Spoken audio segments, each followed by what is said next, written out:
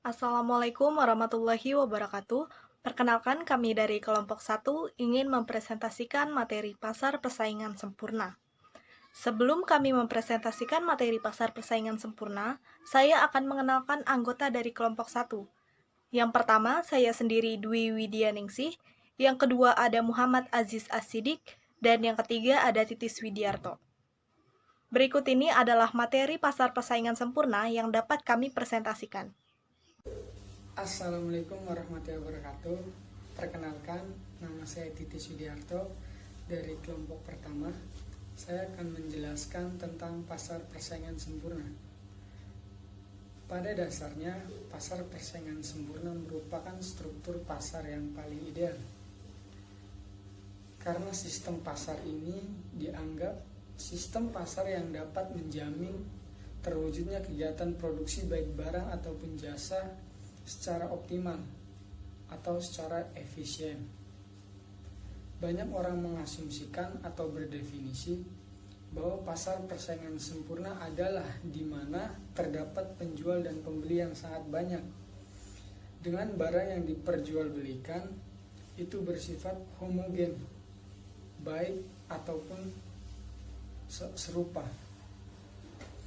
Ada orang berasumsi juga bahwa pasar persaingan sempurna ini dikatakan dengan atom stick, yang mengartikan kecil-kecil tapi banyak. Adapun ciri-ciri yang pertama adalah perusahaan sebagai pengambil harga.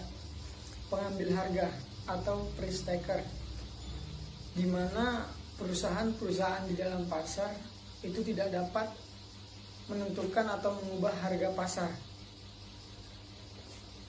Harga pasar di sini dapat ditentukan oleh adanya interaksi keseluruhan antara pembeli dan penjual yang akan melakukan transaksi. Dengan kata lain, perusahaan memang tidak dapat mengubah atau menentukan harga pasar. Ciri-ciri kedua pasar persaingan sempurna: perusahaan mudah keluar ataupun masuk. Ini diartikan di mana apabila perusahaan mengalami sebuah kerugian dan ingin meninggalkan industri tersebut, ini dapat dengan mudah dilakukan. Dan sebaliknya, apabila sebuah perusahaan ingin masuk ke suatu industri karena dinilai mungkin menguntungkan, itu juga dapat dengan mudah dilakukan tanpa adanya hambatan-hambatan yang berarti, baik secara legal ataupun kendala secara lain. Artinya di sini memang perusahaan mudah keluar dan masuk. Ciri-ciri yang ketiga, menghasilkan barang serupa. Kembali lagi pada definisi bahwa di dalam pasar persaingan sempurna, barang yang diperjualbelikan itu adalah bersifat homogen, atau bisa dikatakan sama baiknya ataupun serupa.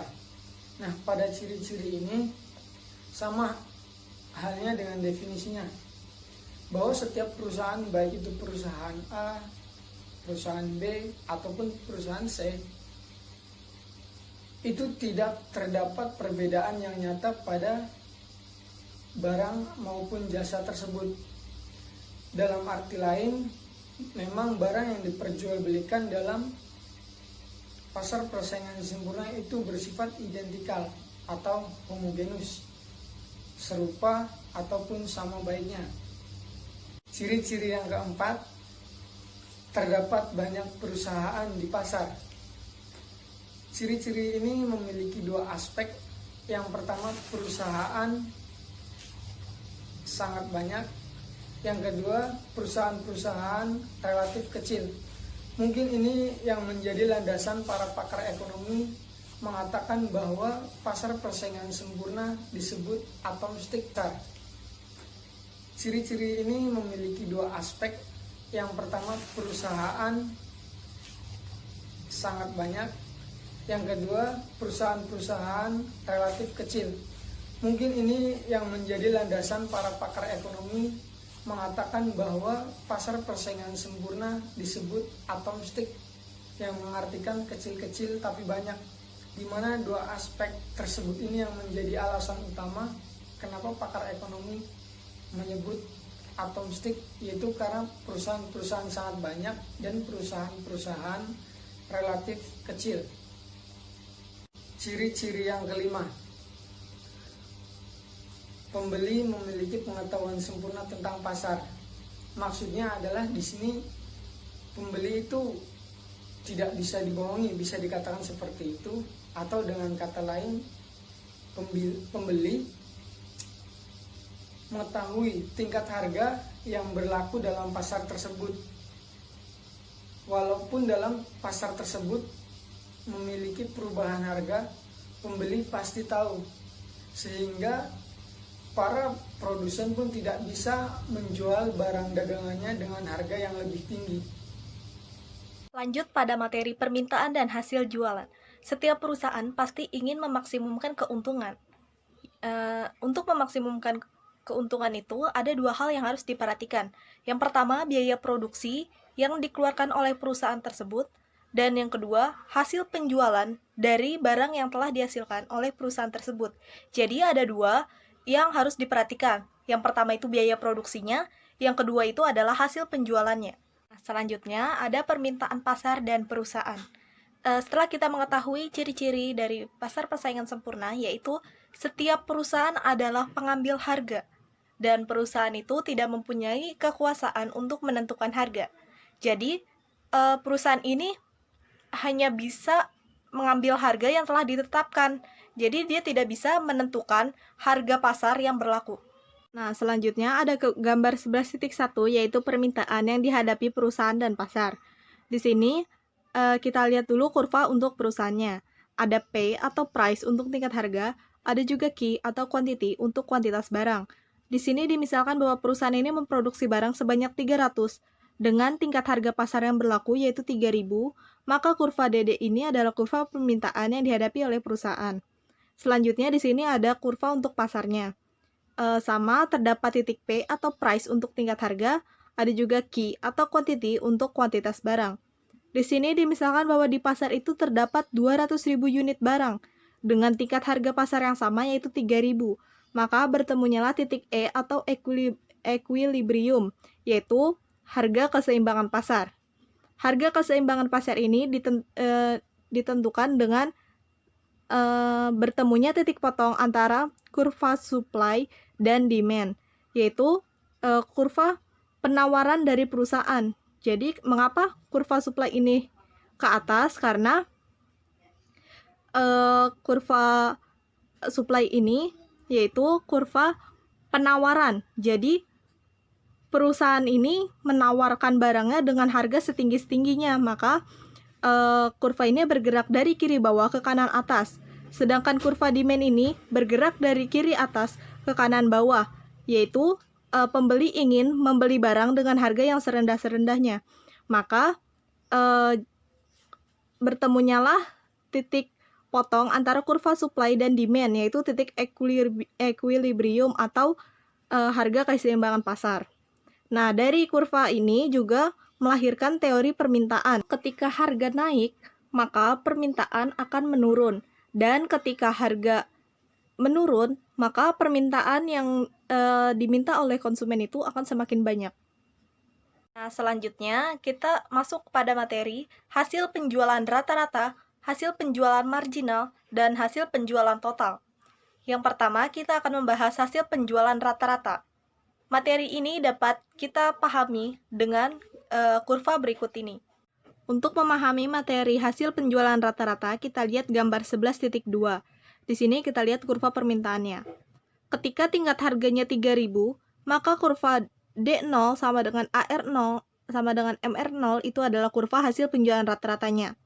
Begitu pula ketika tingkat harganya menjadi 6.000, yaitu kurva D1 sama dengan AR1 sama dengan MR1 adalah kurva hasil penjualan rata-ratanya.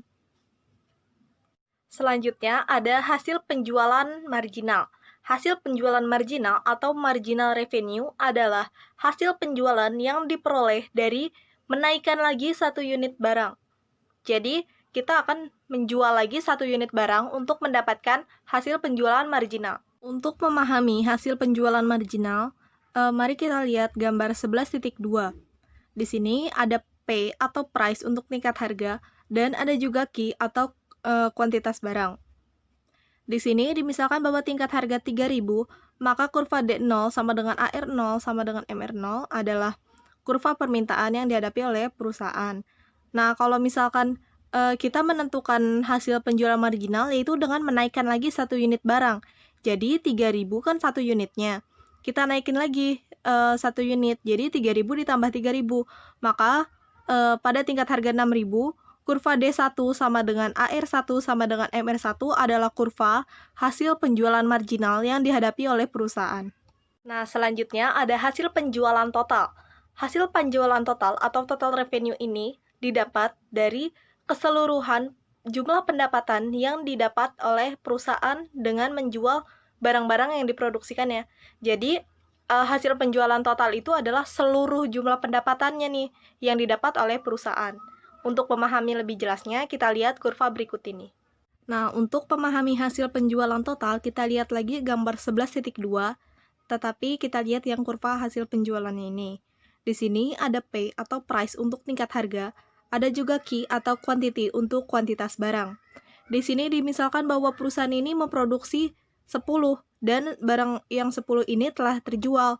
Jadi dimisalkan bahwa perusahaan ini menjual sebanyak 10 unit dengan tingkat harga yang sebelumnya 3.000 itu, jadi 30.000 ini adalah hasil penjualan total yang dihadapi oleh perusahaan. Caranya bagaimana? Yaitu 10 unit ini dikali 3.000, maka hasilnya 30.000. Maka kurva ini adalah kurva hasil penjualan total yang dihadapi oleh perusahaan.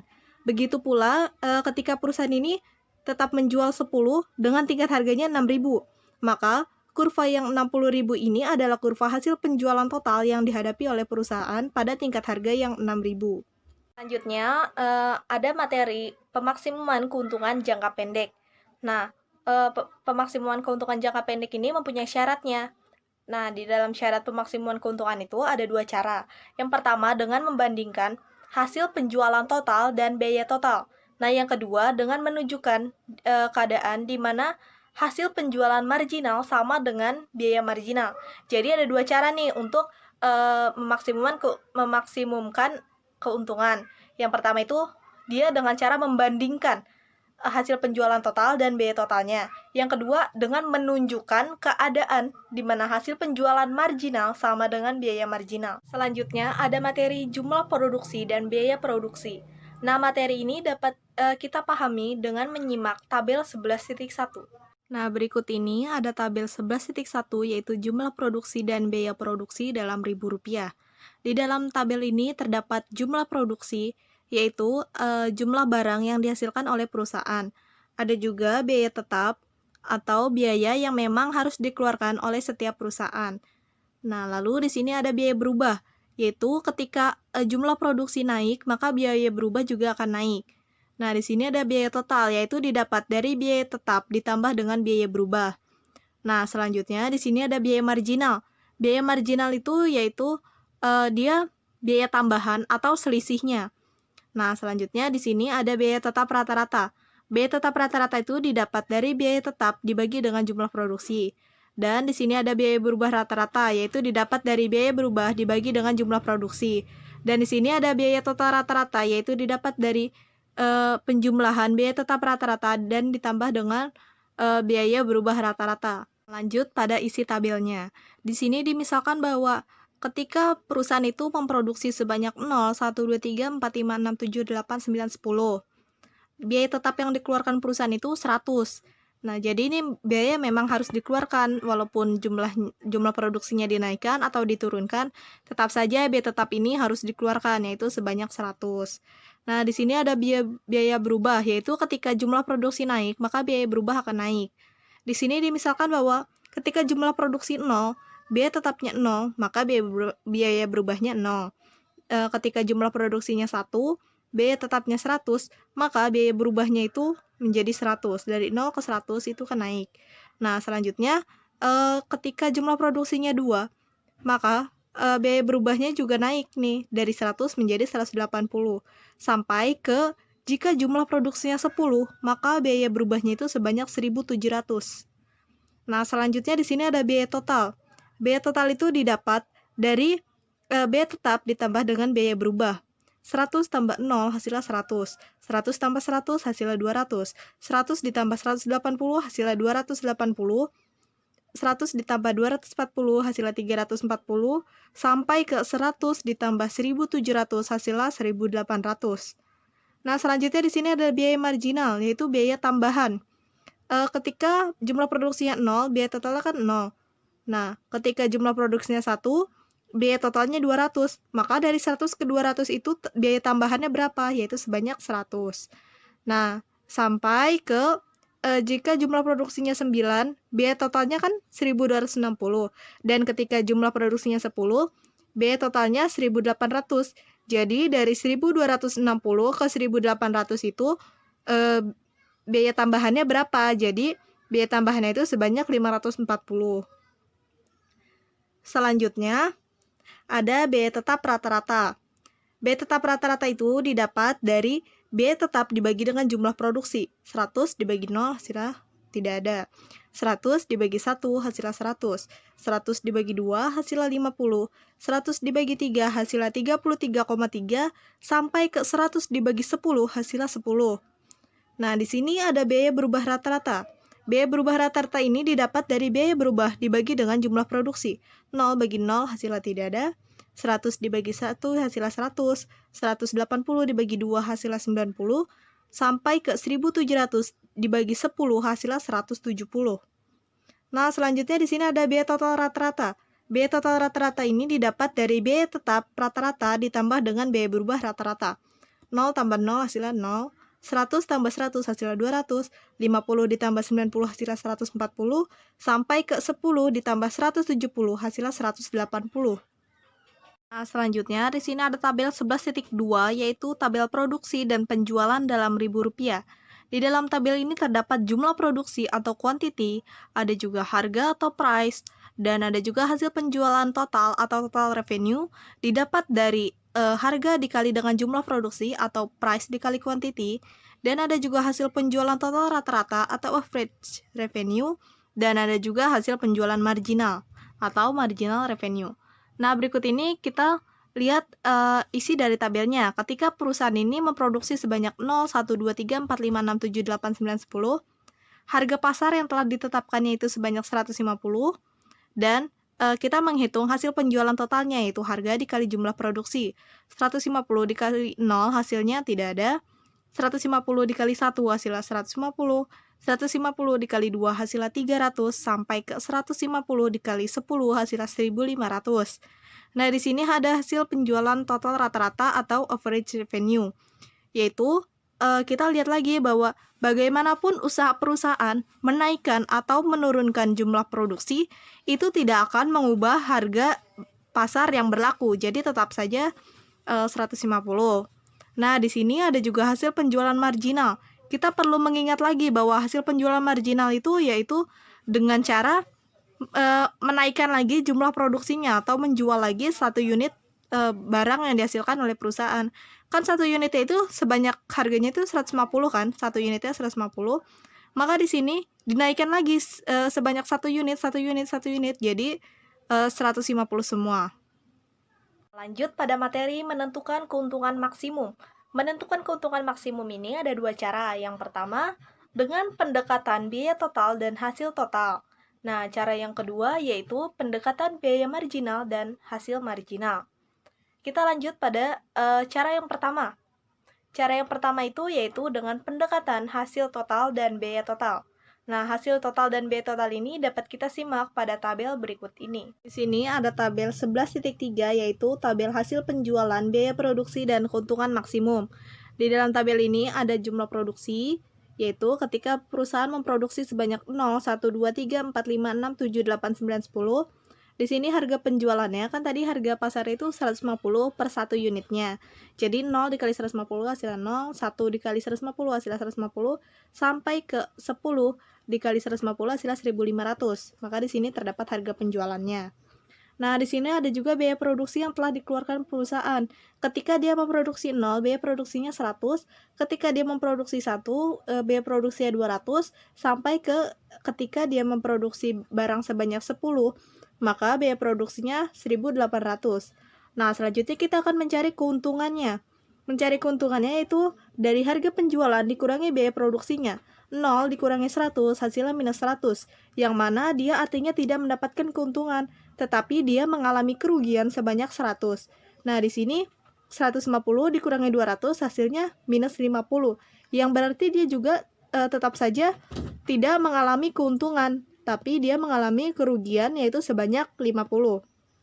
Sampai ke ketika dia memproduksi sebanyak 10, harga penjualannya 1.500 dan biaya produksinya 1.800, maka cara mencari keuntungannya 1.500 dikurangi 1.800, hasilnya minus 300, yaitu dia tidak mendapatkan keuntungan, tetapi dia mengalami kerugian pula sebanyak 300.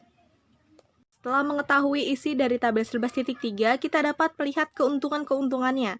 Di sini kita lihat lagi mana yang menjadi keuntungan maksimum. Keuntungan maksimum yaitu ketika keuntungannya itu sangat besar gitu. Kita lihat lagi di sini mana yang paling besar, yaitu sebanyak 420. Di sini ada dua yang keuntungan maksimumnya 420, yaitu pada unit ke-6 dan ke-7. Nah, jadi dari tabel ini kita dapat menyimpulkan bahwa rumus keuntungannya itu yaitu dengan hasil penjualan dikurangi biaya produksinya. Selanjutnya, kita masuk pada cara yang kedua, yaitu dengan pendekatan hasil penjualan marginal dan biaya marginal.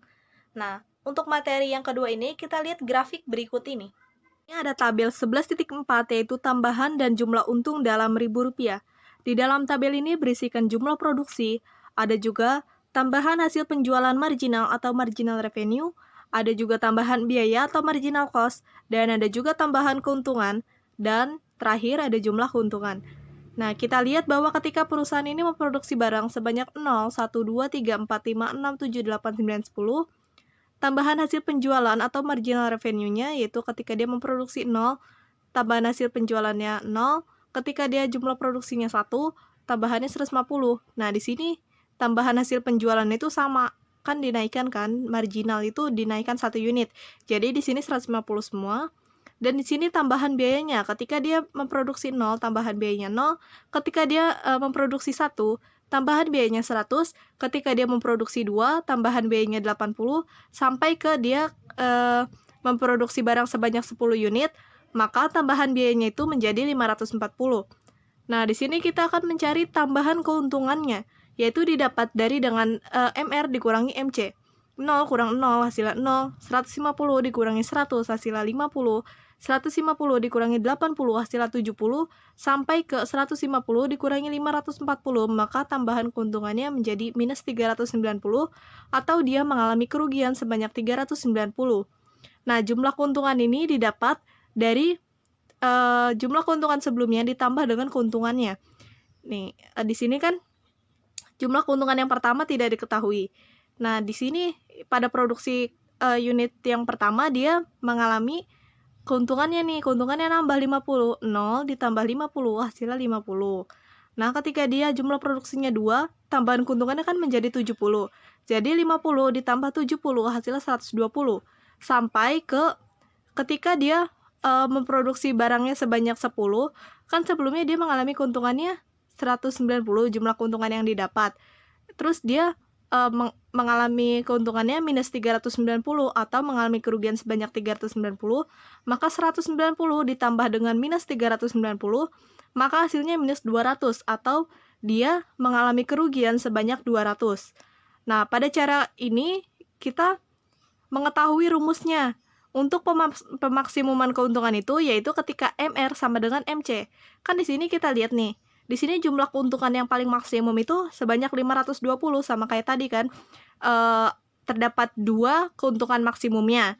Nah, di sini juga sama nih, terdapat 2 yaitu pada jumlah produksi ke-6 dan ke-7. Tapi kita ingat lagi bahwa keuntungan maksimum dengan cara yang kedua ini yaitu dengan melihat MR sama dengan MC. Kita lihat lagi mana yang MR sama dengan MC, yaitu pada jumlah produksi ke-7.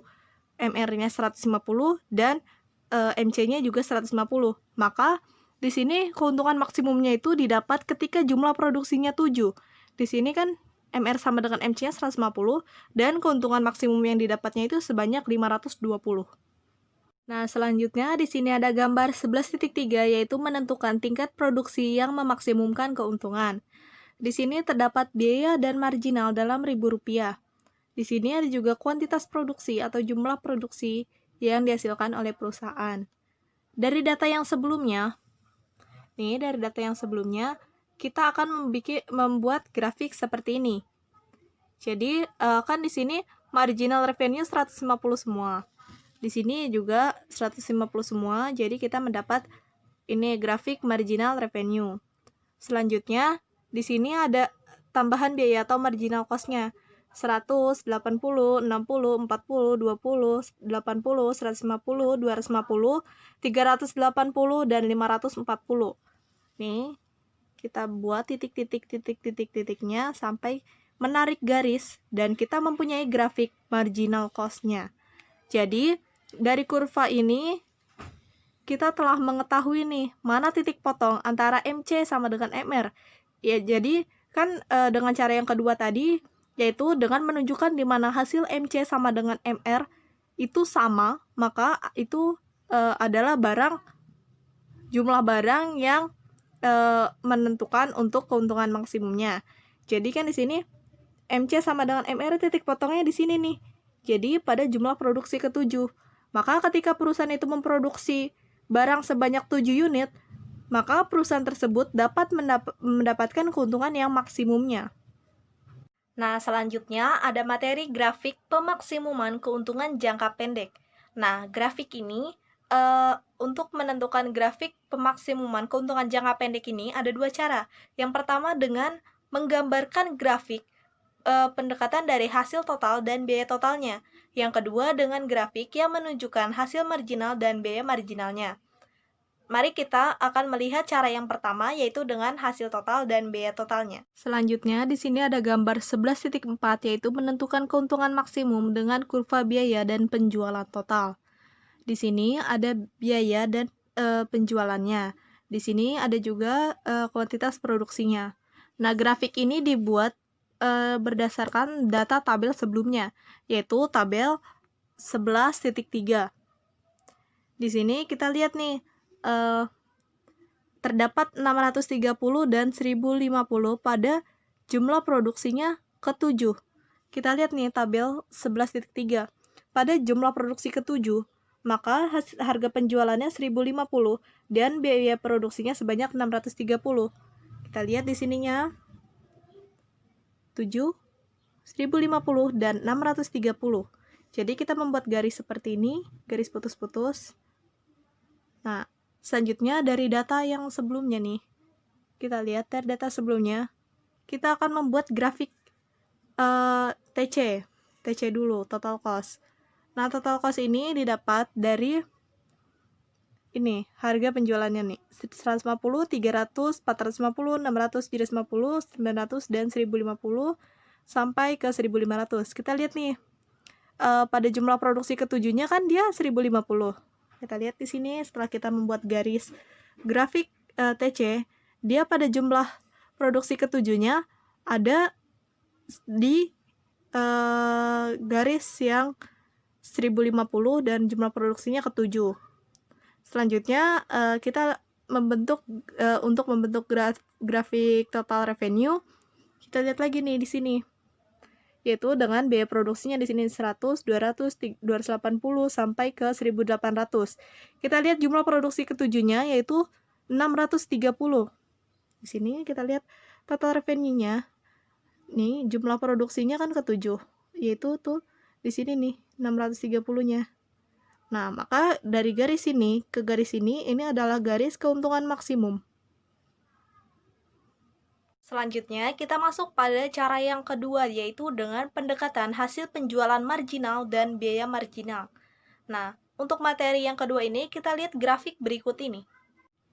Nah, selanjutnya di sini ada gambar 11.5, yaitu menentukan keuntungan maksimum dengan kurva biaya dan penjualan marginal. Di sini ada biaya dan harga. Di sini ada juga kuantitas barang. Nah, grafik ini dibuat berdasarkan data yang telah kita dapat dari materi sebelumnya. Nih, contohnya. Di sini kan kita telah mengetahui marginal revenue-nya 150. Maka di sini pada tingkat 150 kita buat garis untuk grafik marginal revenue. Nah, selanjutnya pada tabel di sini kan tingkat produksi ke-7. Biaya total rata-ratanya 90. Maka di sini 90 pada tingkat produksi ke-7.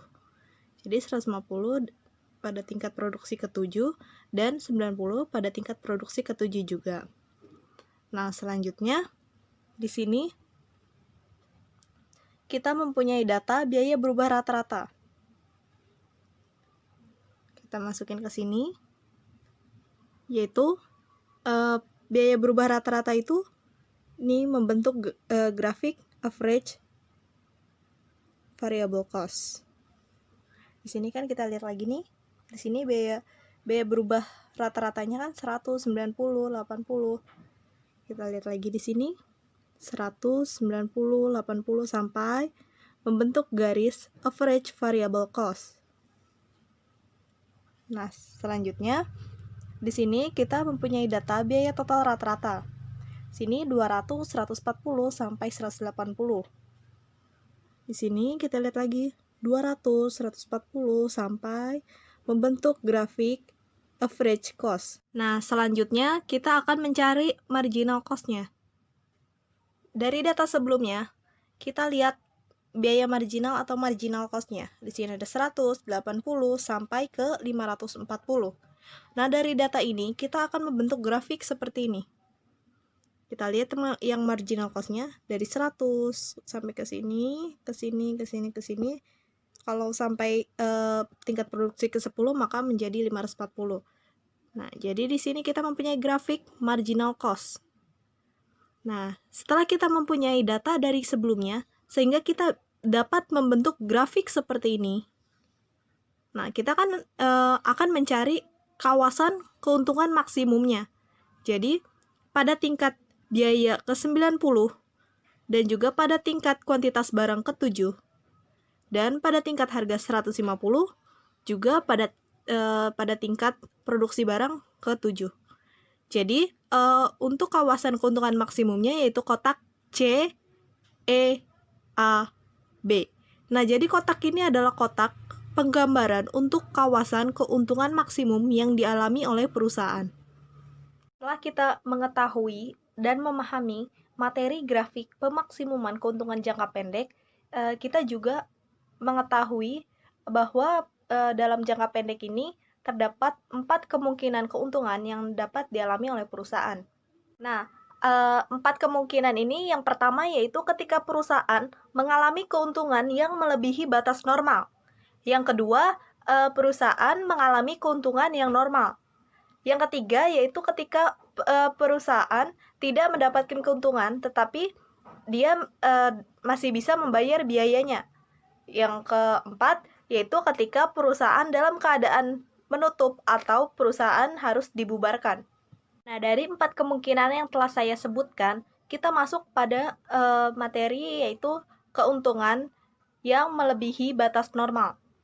Untuk memahami materi ini, mari kita simak grafik berikut ini. Nah, di sini ada gambar 11.6 yaitu 3 kemungkinan keuntungan perusahaan. Kita lihat kurva untuk untung lebih normal dan untung normal. Di sini ada P atau price untuk tingkat harga, ada Q atau quantity untuk kuantitas barang. Nah, dari data sebelumnya itu kita buat grafik seperti ini, sama seperti yang sebelumnya kan, yang telah saya jelaskan. Nah, dari data-data sebelumnya kita membuat grafik, sehingga kita mempunyai grafik marginal cost, average cost, dan average variable cost. Nah, ketika pada tingkat harga yang pertama, di sini P1 dan titik sebelum Q0. Nah, maka kotak ini adalah kotak penggambaran buat yang untung normal. Nah, di sini dari kotak ini kita mengetahui bahwa adanya titik potong antara kurva MC dan MR1, yaitu titik potongnya yaitu E1 ini. Nih di titik titik S1 ini.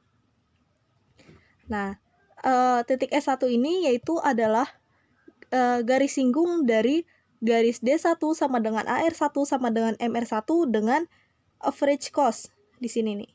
Berarti kan ini kan garisnya kan. Nah, di sini average cost-nya. Jadi di sini adalah garis singgungnya nih. Nah, sehingga kawasan ini disebut dengan untung normal. Nah, begitu pula untuk yang untung lebih normal, yaitu ketika harganya P0 dan Q0-nya dan pada Q0, sehingga membentuk garis seperti ini. Nah, untuk penggambaran kawasan yang untung lebih normal yaitu titik P0 E A B. Nah, di sini adalah penggambaran untuk kawasan untung yang lebih normal. Jadi, kita dapat mengetahui bahwa ketika ini, yang kotak ini, P1, E1 sebelum Q0 dan 0, itu adalah kotak untuk penggambaran untung yang normal. Sedangkan kotak P0, E, A, dan B itu adalah kotak untuk penggambaran untung yang lebih normal. Ya, saya akan melanjutkan presentasi dari teman saya, yaitu mengenai tentang kerugian tetapi dapat membayar sebagian biaya tetap. Nah, itu menunjukkan perusahaan yang sedang mengalami kerugian tetapi masih bisa beroperasi itu dengan cara di mana harga lebih rendah dibandingkan biaya total rata-rata, tetapi lebih tinggi dari biaya berubah rata-rata.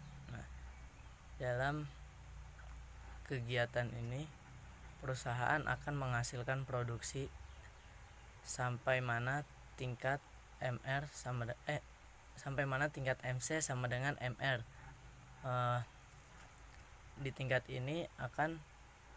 Dalam tingkat ini akan meminimkan kerugian yang dialaminya. Nah, ya, sekarang kita lanjut di gambar 11.6 bagian kedua, di mana MC sama dengan MR mencapai titik E.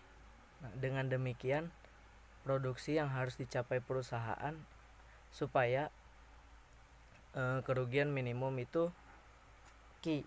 Nah, biaya produksi yang didapatkan oleh perusahaan sebanyak 0 Q AB. Nah, sedangkan hasil penjualan yang didapat oleh perusahaan itu 0 Q EP. Nah, karena kan yang tanya dengan demikian kerugian minimum yang dialami perusahaan yaitu PEAB.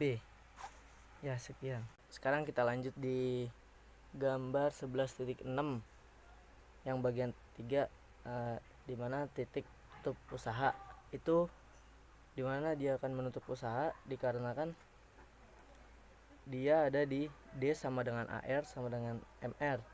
Itu menyinggung AVC dan juga D1 sama dengan AR sama dengan MR1 yang ada di bawahnya.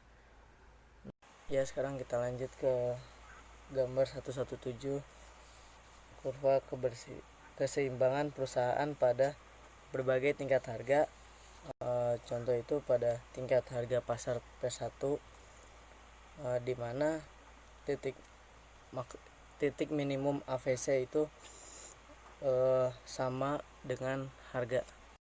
Ya, sekarang kita lanjut kurva penawaran itu dari kiri bawah ke kanan atas atau sama dengan kayak yang di atas ini. Pada S1 itu titik MR ketemu dengan MC. Biaya marginal dan kurva penawaran. Nah, kurva penawaran itu adalah suatu kurva yang menunjukkan perkaitan di mana harga suatu barang tertentu dan jumlah barang tersebut yang ditawarkan. Sekarang ke kurva penawaran industri. Ini ada gambar contoh kurva A, B, C, dan ini ada penawaran pasar. Nah, dari kurva ini masing-masing mempunyai cara yang berbeda. Nah, untuk menentukan penawaran pasar dari tiga kurva ini dengan cara P1 yaitu hanya di perusahaan C sebesar 14. Nah, untuk perusahaan P2-nya itu ada di perusahaan A sama C dan itu sebesar 15 dan 18, itu ditambahkan menjadi 33. Nah, yang P3 itu ada di perusahaan A, B sama C dan itu digabungkan menjadi titik M sebesar 61. Nah, P4 itu ada di perusahaan A, B, C yang menentukan titik N jumlah barang sebesar 90. Operasi perusahaan dan industri dalam jangka panjang. Dalam jangka panjang perusahaan dan industri itu dapat melakukan perubahan tertentu yang di dalamnya jangka pendek tidak dapat melakukan. Perubahan yang dilakukan oleh jangka panjang itu adalah kemajuan teknologi, yang kedua itu ada kenaikan upah tenaga kerja, yang ketiga ada kenaikan harga umum atau inflasi. Nah, perubahan tersebut dapat mempengaruhi biaya produksi suatu perusahaan. Keuntungan normal jangka panjang sama dengan untung normal. Kedua keadaan di atas menunjukkan bahwa di dalam jangka panjang perusahaan tidak akan mungkin memperoleh keuntungan yang luar biasa melebihi normal. Nah, dalam keadaan di mana perusahaan mengalami kerugian itu adalah merupakan keadaan sementara. Keadaan di atas menunjukkan keadaan bahwa dalam jangka panjang perusahaan-perusahaan dalam persaingan sempurna cenderung untuk memperoleh keuntungan normal saja. Kurva penawaran industri dalam jangka panjang. Dalam jangka panjang faktor produksi dapat ditambah dan teknologi berkembang. Perubahan seperti ini bisa mengurangi biaya produksi tetap. Di samping itu ada harga-harga faktor produksi yang mengalami kenaikan atau dengan inflasi. Dalam ekonomi seterusnya akan mengakibatkan kenaikan biaya produksi.